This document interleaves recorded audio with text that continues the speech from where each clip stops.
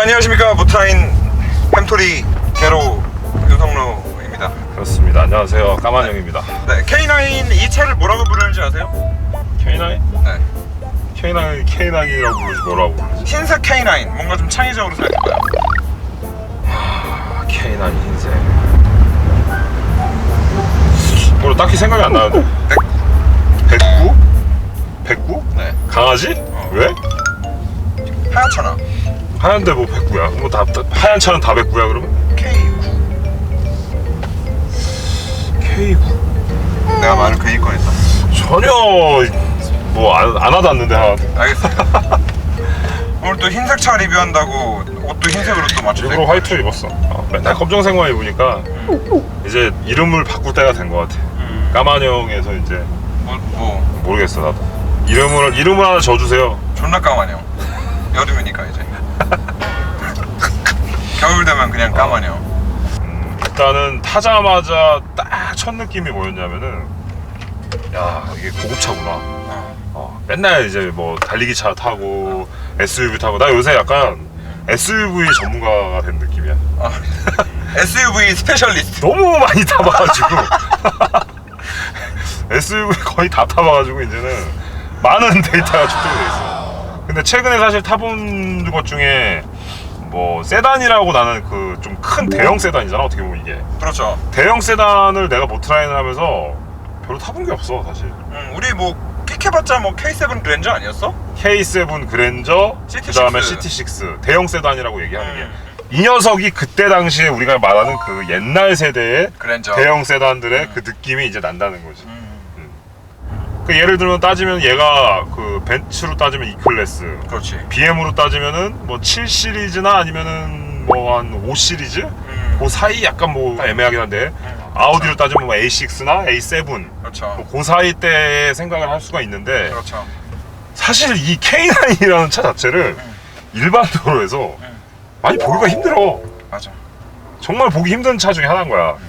실제로 정말 이 이제 다 자연스럽게 역사를 좀 얘기를 해주려고 하는데, 이 역사에 관련된 것들이, 이게 처음에 대한민국에서 그때 당시에 막 한창 이슈였었어. 막 K7, K5 나오고 막 K7 나오고, 그치. 막 오 디자인 막 장난 아닌데 K9이 딱 나오고 와 했는데, K7까지는 괜찮았었어. 엄청 성공했지. 엄청 성공한 차인데 K9이라는 차를 딱 사람들이 봤을 때는 애매한데. 내가 봤을 때 구형 K9은 K7이랑 너무 비슷하게 만들어가지고 망한 것 같아. 약간 뭐 없지 않아 그런 것도 있어. 헤드라이트 요거. 그렇지. 그러니까 뭔가 대형 플래그십이라는 그런 느낌을 줘야 되는데, 그런 느낌이 좀 맞아. 아니었던 것도 있었고, 어쨌든 역사 중에 하나가 2012년도에 발표를 했어.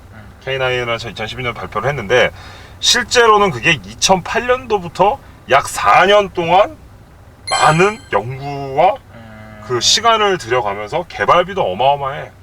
4,500억이라는 개발비를 써서 만들었는데 폭망했지, 폭망. 어쨌든 그 개발을 했기 때문에 그 차 자체는 망했지만은 다른데 여러 군데로 이제 많이 써먹을 수 있는 이제 환경은 요인은 되긴 했었지. 그렇겠지. 그러다가 지금 이제 2세대가 나오면서 본격적으로 이제 K9이 이름을 좀 알리기 시작하는 것 같아. 그치. 근데 문제가 있어. 좀 많이 요새는 조금 팔리고는 있거든 이게. 막 되게 이벤트도 많아. 예를 들면 우리 막 카드 회사에서 그 카드를 팔기 위해서 막 뭐 주고 뭐 하고 막 이런 거 많이 하잖아. 그치? 얘도 1세대도 그런 거 했는데 2세대부터는 딱 되게 좋은 종류의 막 여러 가지 막 상품들 막 서비스로 해주는 것들이 되게 많아. 기아 자동차 자체에서는 이 차를 판매를 하기 위해서 수많은 전략들을 세우기는 했지만, 그 브랜드 네임밸류와 그 브랜드 이미지라는 게 일단 1세대에서 완전 폭망을 했기 때문에, 그렇지. 그거를 뭔가를 좀 끄집어내가지고 살리고 싶은데 힘든 거야 지금. 힘든 거야. 그래서 오늘은 네임 밸류를 다 뺀 상태에서 그냥 순수하게 이 차만 놓고 가성비와 그냥 이 차량이 가지고 있는 능력만 가지고 난 얘기를 하겠다는 거야 오늘. 자, 모트라인 시청자 여러분 안녕하세요. 반갑습니다. 지금 서킷에 왔는데, 지금 이제 주행을 들어가려고 하는데 날씨가 햇빛 장난 아니에요. 까만형이 더 까매질 수 있는 그런 상황이 온 거죠 지금. 그래서 GDI 차량은 여러분들 아시다시피 흡기 쪽에 카본대가 많이 낄 수가 있어. 그래서 올인원, 검아웃을 연료 첨가제에 넣어주면 카본대를 제거할 수 있는 부분, 이거를 딱 이렇게 꽂아 놓으면 돼요. 이게 검아웃이 PEA 성분 들어가 있어가지고 특히 좋습니다. 어쨌든 GDI 엔진은 흡기 포트 쪽에 연료를 쏴주지 못하기 때문에 흡기 청소가 돼야 돼요. 근데 이걸 넣어주면 그 부분이 상당히 해소가 되는 부분이 있고, 그리고 특히나 오늘같이 날씨가 더운 날에는 엔진 열이라든지 이런 것들이 많이 올라갈 수 있기 때문에 메탈 컨디셔너 제품이 들어가주면 좋아요. 얘는 메탈 컨디셔너인데 목적은 말 그대로 메탈을 메탈 내고 부드럽게 만들어주는 역할을 해서 디퍼런셜, 미션, 엔진 다 가능해요. 이거는 미국에서도 확인이 됐고 실제로 다이나모 체크까지 다 해서 출력도 올라간 부분이 확인도 됐었고. 이거 지금 까만 양표잖아요, 그죠? 네, 이건 진짜 대박입니다. 이 아이템은. 이거는 실제로 여기 지금 보면은 대단한 시합차가 여기 와 있어요. 국내 탑 클래스 시합차인데 시합차에도 이게 MC2가 들어가 있어요. 진짜 아, 실제로 지금도 써요? 들어가고 있어요. 이 팀은 아닌데 다른 팀에 실제로 들어가고 있어요. 팀 106이라는 팀에서 6000 클래스를 2년 동안 단 한 번도 우승을 한 적이 없었어. 없었는데 그날 넣었는데 그날 우승을 해버린 거야. 물론 우리 것 때문에 그런 건 아니겠지. 근데 그래도 들어가고 나서 우승을 해서 우리도 기분 좋은 일이 있었고, 그 다음에 그 6000 클래스 차들이 디퍼런셜 쪽에서 오일이 좀 타는 듯한 현상들이 좀 있었어요. 근데 이걸 넣고 나서 좀 많이 해결된 부분이 실제로 있었어요. 실제로 온도가 떨어진 것도 그 데이터상으로도 수치상으로도 다 확인이 됐고, 이 제품 같은 경우에는 사실 일반 분들한테는 사실 많이 안 알려져 있고 국내 모터스포츠를 하는 팀들은 많이 알아요. 그래서 이제는 일반 차에도 이게 들어가야 된다. 그럼 미션 오일 갈 때는 미션 오일이랑 그냥 희석해서 갖다 때려 부으면 되나요? 네. DCT에는 넣으면 안 돼요. LSD도 다판식 LSD 들어가 있는 애들은 안 돼요. 슬립이 일어날 수가 있기 때문에. 그래서 어쨌든 엔진 오일 한번 갈 때마다 한 번씩 갈아주면은 사실 이런 거잖아. 여자친구랑 어디 놀러 갔는데 5만 원짜리 밥 한 끼 먹으면은 그냥 먹고 싸고 끝나잖아. 얘는 그 느낌을 다음 엔진 오일 갈 때까지도 느껴진다는 거지. 자, 우리 모터라인 시청자 여러분들이 저희 이거를 또 많이 구매해 주셔야지 또 저희가 또 좋은 영상과 리뷰에서 여러분들도 만나볼 수 있기 때문에 많은 구매 부탁드리겠습니다. 고맙습니다. 미안해, 우리 먹고 살기.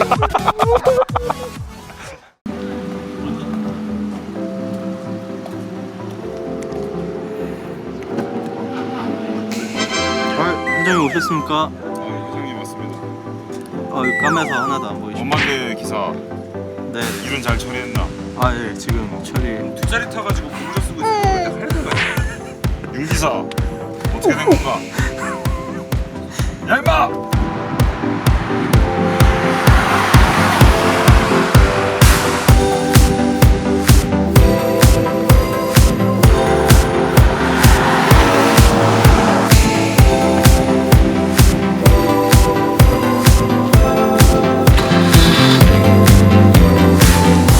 안녕하세요, 오토라인 시청자 여러분. 오랜만에 날씨가 오늘 쾌청합니다.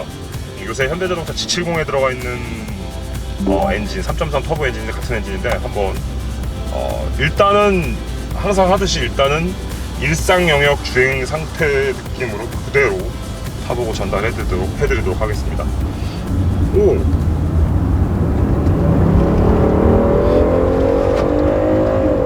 오,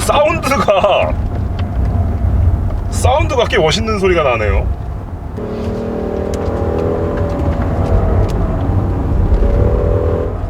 자, 타이어가 사실 그렇게 좋진 않은데 리어가 많이 흐르네요, 차가.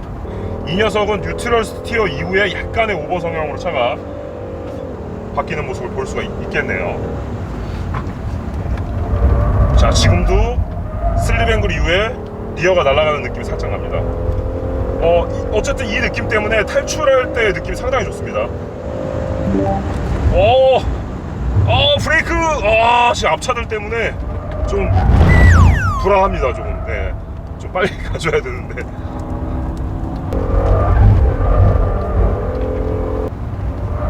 지금도요, 뒤에가 싹 흐르는 느낌이 나고요. 자, 그리고 브레이크는 제가 겁이 나서 가속 성능 대비 브레이킹은 매우 겁이 나요. 그래서 랩타임도 중요하지만 차를 망가뜨리고 사고 내면 안 되기 때문에 제가 오늘은 브레이킹을 조금은 미리 시작을 해야 되지 않을까 싶습니다. 그리고 차량의 무게가 있기 때문에 제동 성능이 솔직히 좀 떨어지는 느낌이 좀 있어요. 패드 성분이라든지 이 차량 대비 조금 떨어지는 느낌은 좀 있어요. 확실히 있는 상태고 제동이 떨어지는 상태에 무게까지 더해지니까 아예 제동이 잘 안 되는 느낌. 오늘은 제가 브레이크를 조금 미리 밟는 듯한 느낌으로 주행을 해보도록 하겠습니다. 자, 지금도 리어가 살짝 흐르는데요. 자, 이거 뭐 기본적인 성향이 네, 오버스티어 성향에 사실 가깝습니다. 그 느낌은 BMW를 탔을 때 그 느낌이 상당히 많이 나네요. 예, 이 느낌은 사륜구동이긴 하지만 진입 때부터 오버스티어가 난다는 거는 엔진 중심 설계 자체가 안쪽으로 많이 들어왔다는 얘기거든요. 자, 차량의 무게가 K9 같은 경우에는 2200kg가 나가는데 2000kg가 조금 넘어갑니다. K9의 차량 무게는 2000kg가 넘어가는 상황인데, 네, 이 무게를 이겨내고 가속 성능은 상당히 보여주는 부분입니다.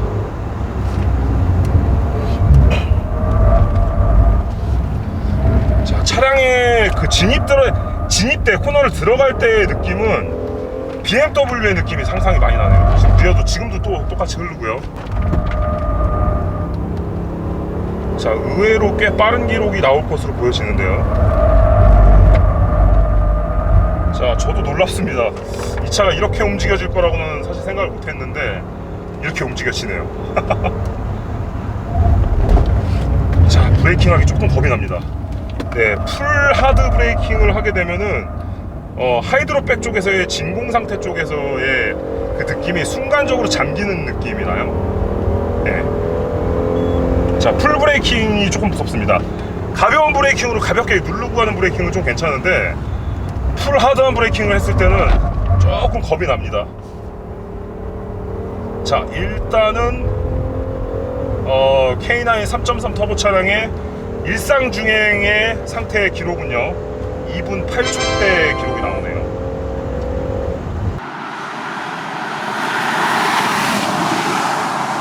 여기 드라이브 모드가 있거든요. 이 드라이브 모드를 스티어링이 바로 묵직해져요. 오, 상당히 묵직합니다. 스포츠 모드를 놓자마자 야, 어마어마한데요? 이 묵직한 느낌이. 자, 원투로 움직여봅니다. 자, 원투로 움직여봅니다. 자,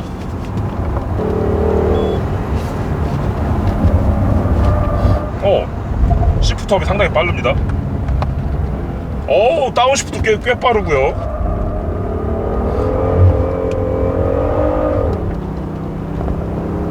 자, 시프트 업은 락은 안 되고요. 변속이 스스로 넘어갑니다.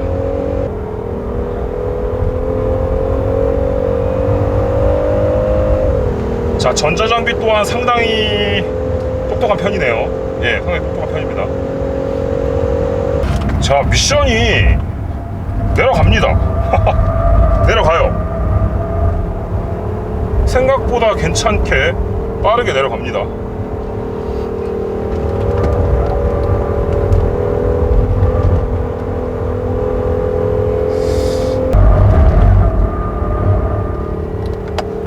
물론 기록이 그렇게 빠르지는 않아요. 차량의 무게가 있기 때문에 경쾌한 움직임이 나진 않지만 생각보다 진입 회두성이 상당히 좋기 때문에 코너링에서 상당히 재미가 있어요. 네.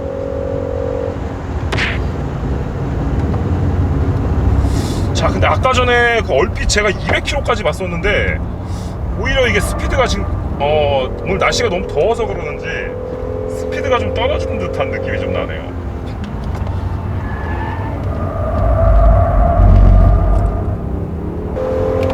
아까 노멀 모드도 괜찮았고요. 스포츠 모드로 놨을 때는 더 묵직한 느낌이 나고요. 버텨주는 힘이 상당히 좋아요. 버텨주는 힘이 꽤 잘 버텨줍니다.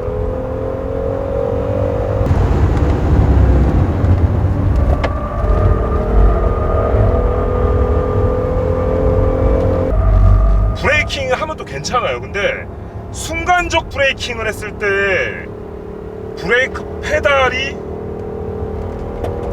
매우 딱딱해지는 현상이 생기거든요. 이거는 유추하건데 하이드로백으로 오는 진공이 가속을 했을 때 스로틀 바디에서 진공을 순간적으로 네, 악셀레이터를 딱 끊었을 때 그 순간적으로 진공이 딸려가지고 나는 브레이크 느낌이 꼭 나네요. 그런 느낌이.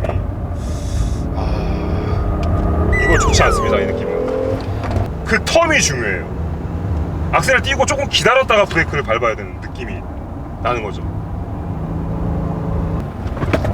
그리고 오늘 조금 감탄스러운 것 중에 하나가 기아의 오토미션이 매우 빠릅니다.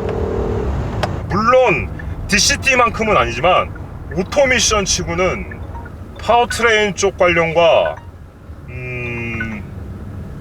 움직임 관련해서 상당히 느낌이 꽤 괜찮은 걸로 판단이 됩니다.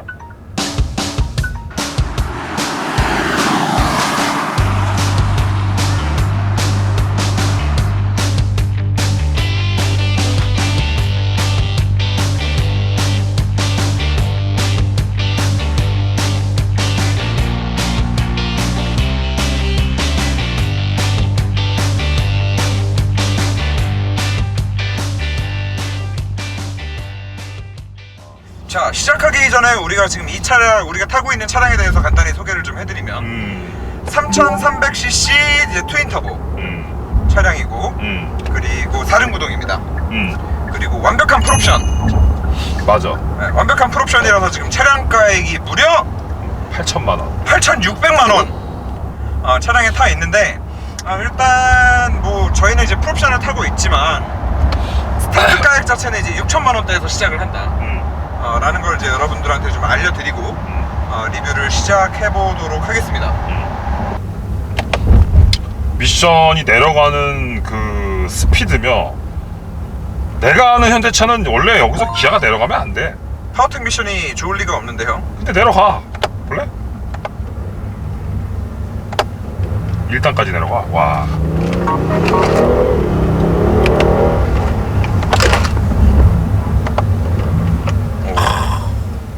미션이 여지껏 봐왔던 현대 파워텍의 미션이 아니야.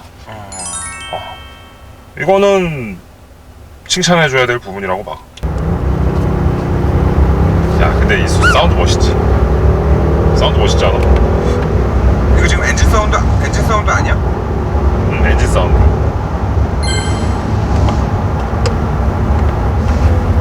그리고 이게 ASD가 들어가 있어. 그 액티브 사운드 디자인.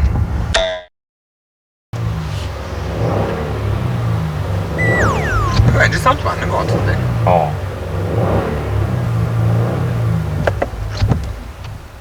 헷갈린다. 근데 일단 소리는 좋다. 이걸 꺼볼게 한번. 한번 꺼봐.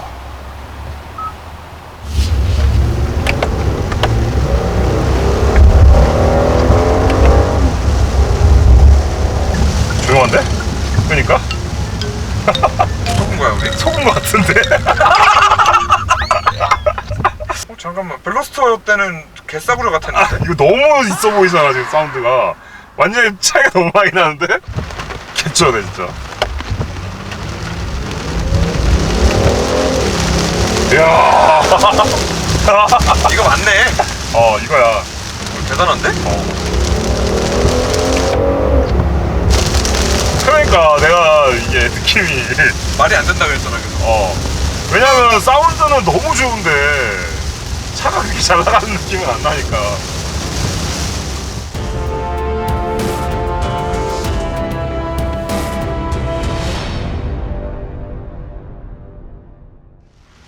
비가 엄청나게 온다 오늘 진짜.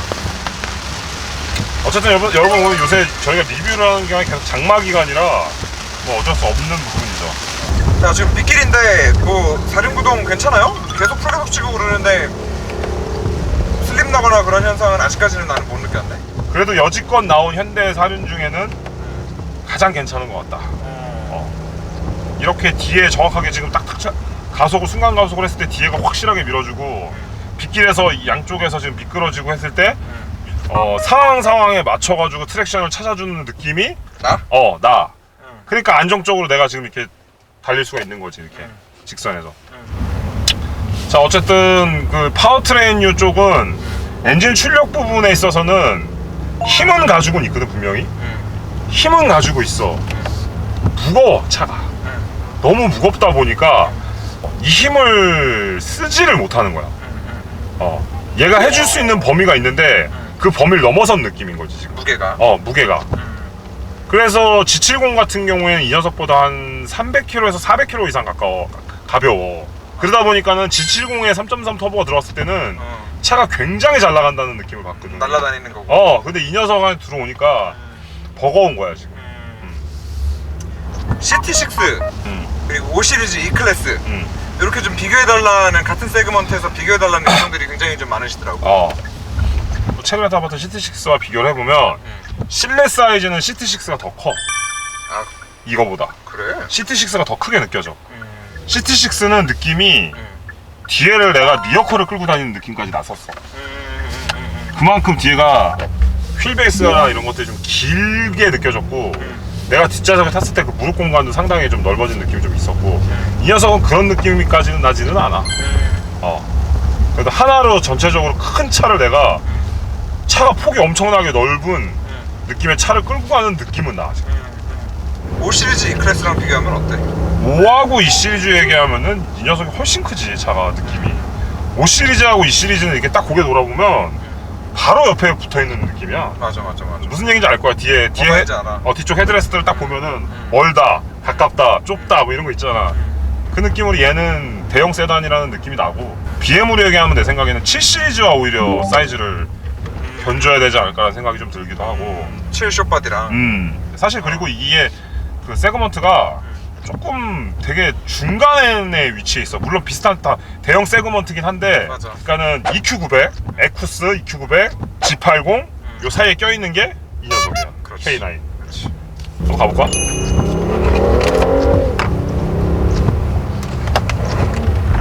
심지어 다운도 빨라.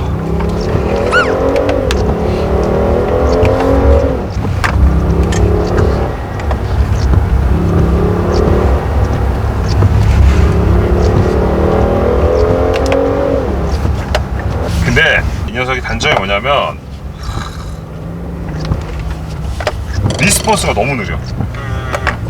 내가 악셀레이터 페달을 딱 밟았을 때 이 녀석이 뭔가 해줘야 되는 일들이 있는데 그 일을 너무 늦게 해. 스포츠 모드로 한번 바꿔볼게요 그러면.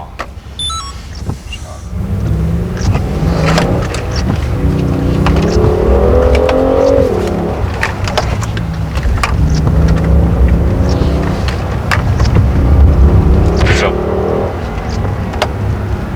3.3 터보의 부스트를 올리는 시간이 너무 오래 걸려. 사실 그날 CT6 같은 경우에도 2.0 치고도 사실은 그 악셀 리스폰스나 이런 게 상당히 빨랐었거든. 그래가지고 반응이 좀 빠르게끔 왔었어. 차도 생각보다 잘 나가는 편이었고. 터빈 사이즈가 진짜 요만한 애 둘이 들어가 있어. 그러면은 파워트레인 쪽 세팅을 되게 못한 거야. 그럼 이거는 이게 미션의 이제 단점이 드러나는 거거나, 첫 번째 어쨌든 우리나라 아줌마 아저씨들을 타겟으로 팔아야 되는 차이기도 하단 말이야. 딱 밟았을 때 너무 민감해버리면은 불쾌하다라고 느껴버리는 그런 것들 때문에 일부러 좀 죽이지 않았을까라는 생각도. 스무스한 주행을 원한다. 스무스한 출발을 위해서. 순간적으로 풀악셀을 딱 밟고 하나 둘 딱 세볼게. 잘 봐. 이해했어. 뭐 이런 느낌인 거지. 악셀 리스폰스가 느린 거지 이거는. 지금 기술력의 한계는 아니고 물론 일부러 이렇게 한 거는 같아. 일부러 이렇게 한 거는 같은데 이게 최선이었을까라는 생각이 드는 거지. 아니 심지어 이거는 지금 스포츠 모드인데, 스포츠 모드에 오면은 좀 더 빠르게 해주지. 자, 내리막에서 한번 해볼게요. 엔진 소리.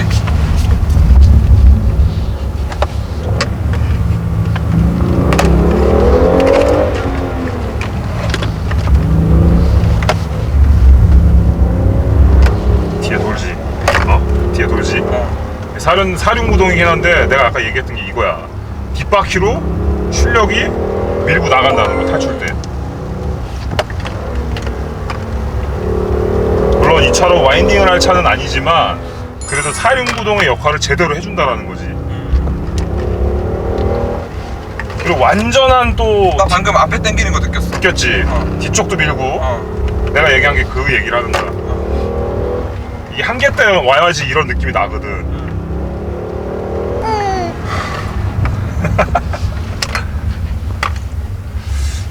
잠깐만 쉬었다 갈게요.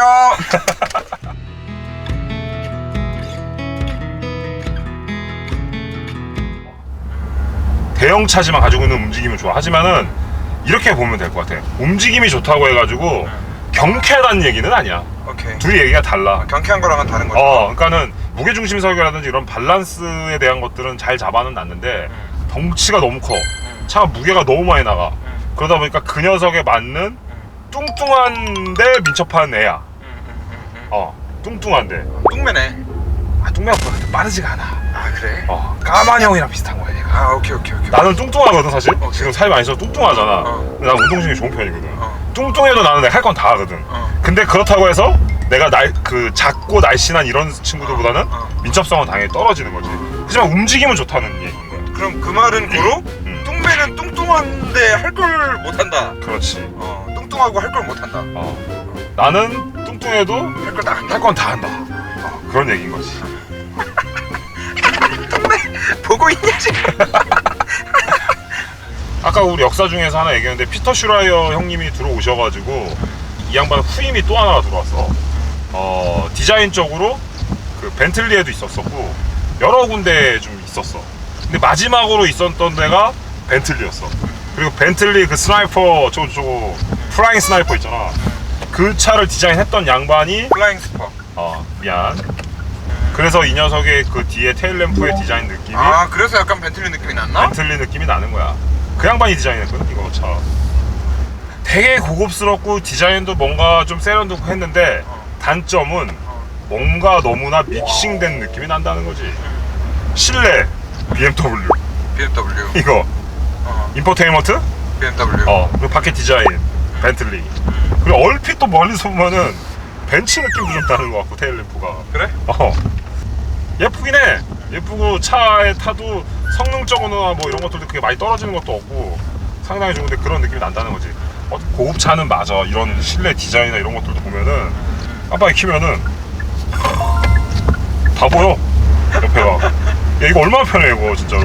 이거 차주분이 계속 쓰고 다니셨는데 적응되고 나면은 저것만 보면서 주간 때 운전을 한다 그러시더라고요. 충분히 가능한 부분이야 이거. 편하대. 굉장히 편하대. 너무 편해 진짜로. 사각지대에 걸리지도 않아요 얘는 카메라 자체가. 맞아. 그리고 가장 큰 문제는 이거야. 기아 마크. 이 기아 마크. 예를 들면 사실 현대도 제네시스라는 브랜드를 탄생을 시켰고 도요타에서 렉서스라는 브랜드를 하나 아예 따로 분리해가지고 렉서스라는 걸 하고 있잖아. 그렇지. 그럼 얘네도 사실은 K9이라는 이름보다는 이 차에 좀 고급스러운 걸맞는 그런 브랜드가 따로 밀었어야 된다는 거지. 미국에서 이 기아라는 브랜드가 그 운전 연습용 차로 아벨라라는 차를 미국 사람들이 기억을 그렇게 한대. 열심히 성공해가지고 돈을 탁 벌었어. 근데 기아라는 차가 저 K9인데 그때 30만원 중고차. 근데 여기 이 차가 있어. 타기가 싫은 거야 그냥. 그 이미지가 그런 거야. 근데 여기에 이 K라는 그 K9의 그 K라는 그 이름이 뭐 크라토스 코리아 뭐 어쩌고저쩌고 뭐 그런 이미지를 가지고 있는데 차라리 그 말하는 뭐 크라토스를 넣든지. 근데 그렇게 이제 와서 그렇게 하기에는 지금까지 기아가 그 기아라는 브랜드 이미지를 개선하고 또 알리기 위해서 너무나 천문학적인 많은 돈을 써왔어. 얘네 그 미국 슈퍼볼 광고도 하고 그랬잖아.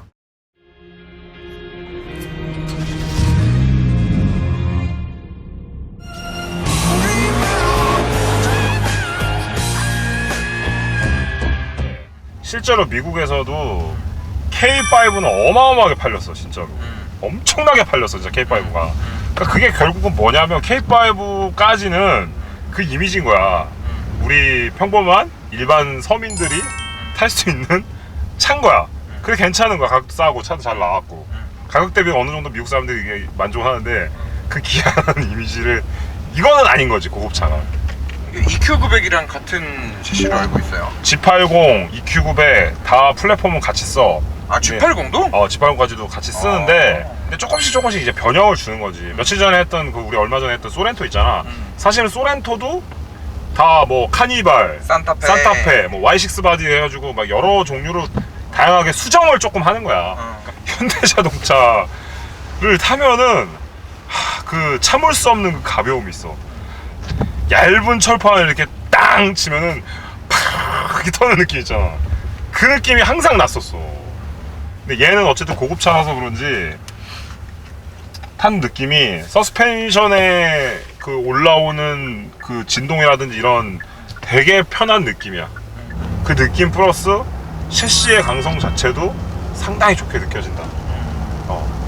그리고 안 좋은 길이라든지 방지턱을 넘어갈 때도 뭐 그런 느낌이 전혀 없어.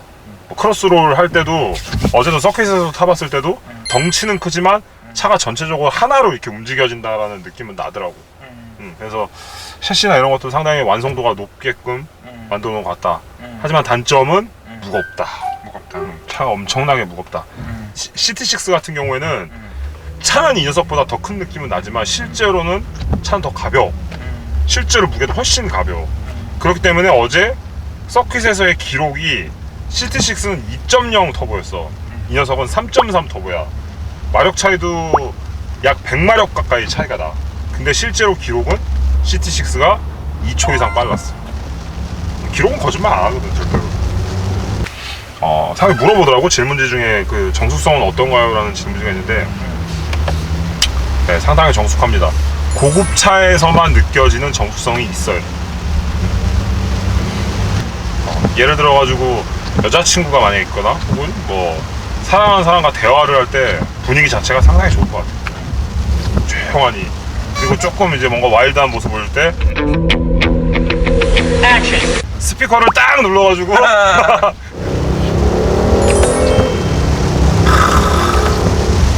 깐다 이 소리 진짜. 그리고 사륜구동 시스템이 이렇게 특히나 오늘 빗길이 어떻게 보면 오히려 더 잘 된 걸 수도 있어. 리뷰였는데 이 사륜구동 시스템에 대한 느낌을 정확하게 전달해 주는 게 저속에서도 한계 주행이 한계 그립이 빨리 오기 때문에 네, 매우 안정적입니다. 네. 아니 지금 빗길에서도 스타트할 때도 지금 계속 풀악셀을 하는데 한 번도 슬립이 나는 걸 본 적이 없어. 어쨌든 사실 나는 오트라인을 하기 전까지 국산차는 그냥 믿고 걸었어. 그냥 안 봐. 그냥 걸르는 차야 그냥. 근데 모트라인 하면서 사실 국산차를 좀 많이 타게 됐고 생각보다 많이 그 대한민국 차에 대한 기술력이 많이 올라왔구나. 자, 여기 80도로인데요 지금 78km 앞차와의 거리 간격을 두면서 우리 반자율 주행 지금 하고 있는 상황인데요. 생각보다 지금 잘 가고 있습니다. 지금 발 보이시죠? 네, 가고 있는 상황이에요. 앞차와의 그냥 거리만 간격만 맞춰서 가고 있는 상황이고요. 한번 잡아줘요. 네. 근데 아까 전에 카메라에 찍히진 않았는데 교차로인데 약간 코너가 된 교차로에서 보니까는 거기서 조금 안 되더라고요. 넘어갈 뻔했었어요, 살짝.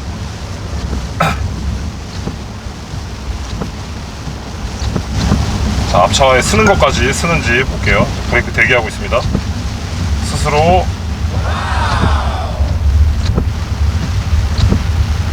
자, 어디 간 거야? 너 어디가?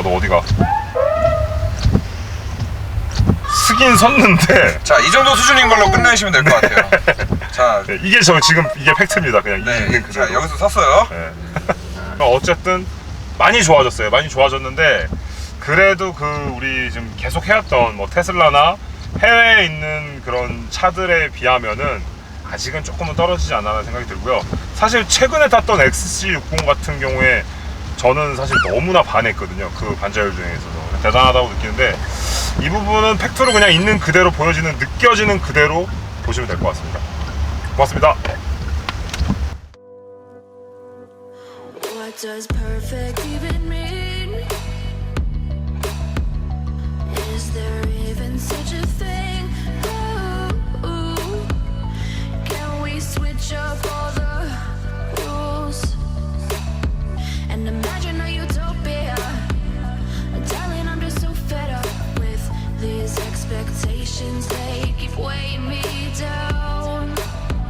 For a minute and pretend, honey, I'm a perfect 10. Whoa, whoa.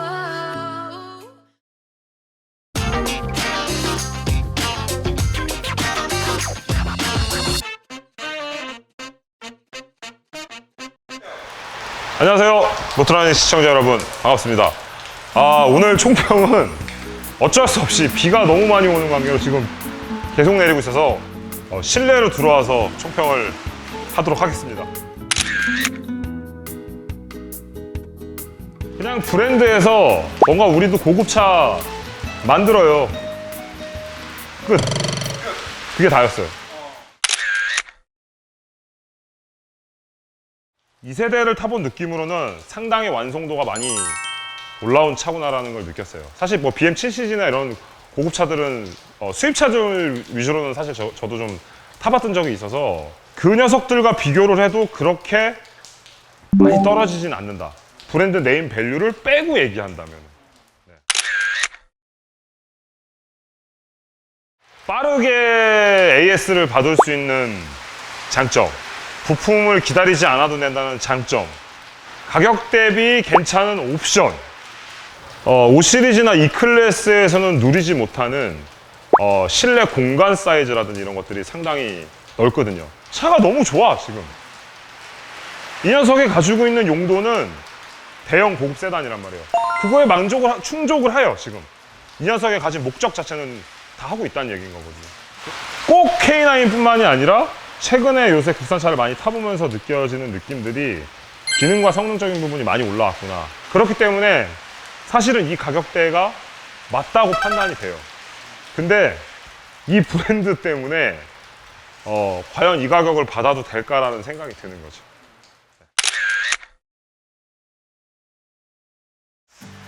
최근에 모터라인 리뷰를 하면서 국산차를 많이 타봤는데 사실 제가 가지고 있던 생각들이 요새 많이 깨지고 있어요. 그래서 여러분들 이 영상을 보시고 저를 어떻게 판단할지 모르겠지만 저는 오늘도 있는 그대로 여러분들께 전달을 해드리는 부분입니다. 자, 여러분 오늘도 시청해주셔서 너무나 감사합니다.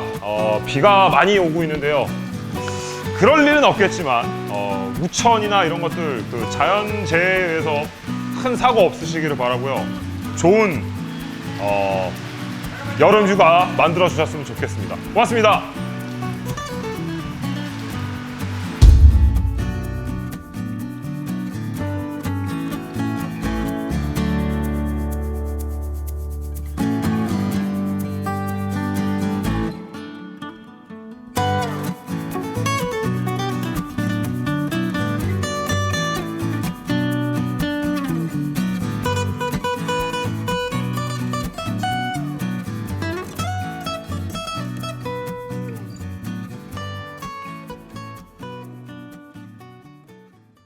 Mochline, the more the faster.